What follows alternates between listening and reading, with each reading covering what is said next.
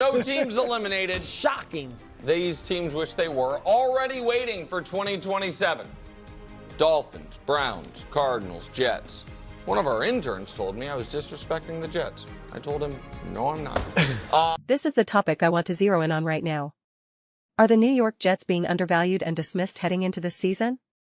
Nick, for instance, seems convinced that the Jets are destined for disaster, which I find particularly intriguing given how optimistic he was about the Las Vegas Raiders going into 2025, largely because of Geno Smith. Obviously, that season didn't unfold the way he anticipated, nor the way I anticipated either. But now we're looking at Geno with an entirely new team. When we heard the reports about just how dysfunctional the Las Vegas Raiders operation was, it made complete sense that they ended up with the season they had. It made complete sense that Geno performed the way he did. So the natural question becomes, what happens to Geno when he's placed with a team that has significantly more competence, far superior coaching, considerably better weapons, and a substantially stronger organizational infrastructure? Do you get a dramatically better team? That's precisely what I want to explore. Before I dive in, though, I want to extend a request to all the New York Jets fans out there. Please, please, please do not forget to subscribe and watch the full-length video, because that is hands down the most effective way to support the growth of this channel. It allows us to keep having the most unbiased, well-reasoned, and transparent conversations about the New York Jets. Your support makes a massive difference, and I truly, truly appreciate it. Over the last month or two, we've added so many Jets subscribers, and I'm genuinely excited about that because I'm making a real effort to produce as much Jets content as I possibly can.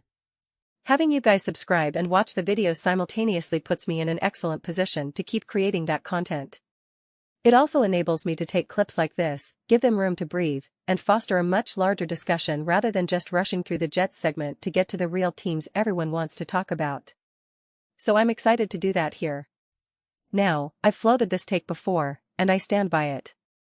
I've loved everything the Jets have done this entire offseason, free agency, the draft, all of it. After the draft, when people asked me who I thought had the best class, I said the New York Jets. I know that sounds crazy to say, but I genuinely love what they've accomplished. And I kept saying that if your goal is to tank, you want to be bad, you want to land that top quarterback, then you don't make the moves the Jets made. This ties into what Dan Orlovsky said, that this is the premier destination for a young quarterback, and there's no better situation out there. I see that take loud and clear, no doubt about it. But the more I thought about it, the more I realized how much I like the offensive coordinator they brought in.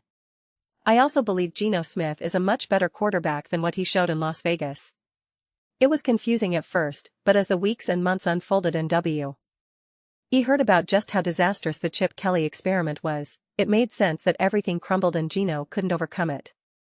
So then you have to ask, what does Geno look like with a much better roster and a much better coaching staff? That's why I think if you believed Geno was worth what he was with the Raiders, and I know it didn't work out, but that team was a complete mess, if you went into that thinking Geno is a pretty good quarterback, not a superstar, not spectacular, but someone with juice, a solid starter, then the Jets are going to be way more competitive than they're getting credit for. Way more credit for. And I don't think they're looking to tank at all. Based on the moves they've made, why would you bring in a Geno Smith if you're trying to lose? That's almost too risky. You want a quarterback who you know is going to be bad, a bona fide first-year starter who guarantees you a high pick. You don't want to jeopardize that. So I do not think the Jets are tanking, not based on their aggressive moves. In a vacuum, do I think the long-term play of getting the first or second pick and securing your quarterback for the next 10 to 15 years is the right strategy? Sure, absolutely. But I appreciate what the Jets are doing, and the NFL as a whole isn't a tank-forward league. It's really not. It's not the NBA. Even the teams that are tanking still try to win in many ways. You have a head coach trying to keep his job. You have Geno Smith, who is not trying to lose.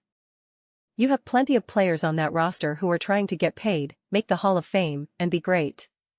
Nobody wants to put in all that work just to lose. That's not how it works. So I think there's way more momentum for the New York Jets than they're being given credit for. Again, I'm not trying to paint a picture that they're going to steamroll the division or dominate the AFC. But I think they could be a significant surprise this coming season. I think it's absolutely possible that the Jets are very much one of those fringe teams where you win this game, you're in the playoffs, you lose this game, you're out.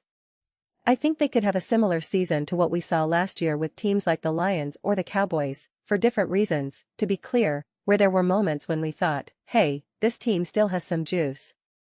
If they could just get another win or two, they're right there. I think the infrastructure is potentially there for that. There's definitely an interesting mix of young and veteran talent on this roster. We'll see how quickly the young players can get up to speed and whether the older players can continue to perform at a relatively high level.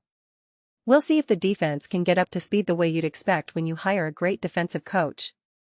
And bringing in an established, experienced offensive coordinator is a major plus.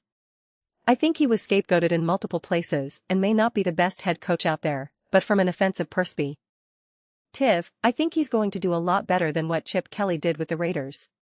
So I'm pretty excited to see what that looks like. I think Frank Reich is more than competent enough. From a long-term developmental standpoint with a young quarterback, I think he's also solid. He might not be able to transform you into a Hall of Famer, but he will certainly get you growing. He'll get you on the right track to develop and evolve, and at the bare minimum, he'll take care of your floor, even if he may not be the best coach to unlock your ceiling. So yeah, I think there are a lot of interesting things at play for the New York Jets this season. But those are just my thoughts. I'd absolutely love to hear yours. What do you guys all think about the New York Jets? Do you think they're already tanking and waiting for 2027? Let me know your thoughts in the comments below. I read every single comment, whether you agree with me or disagree with me. Either way, let's get into some discussions, get into some fights, but ultimately, let's just have some fun. Please do consider subscribing. We're building an amazing community here, and I'd absolutely love to see you part of it. I want to build something that we all generally feel connected to, something that we're really excited to be part of.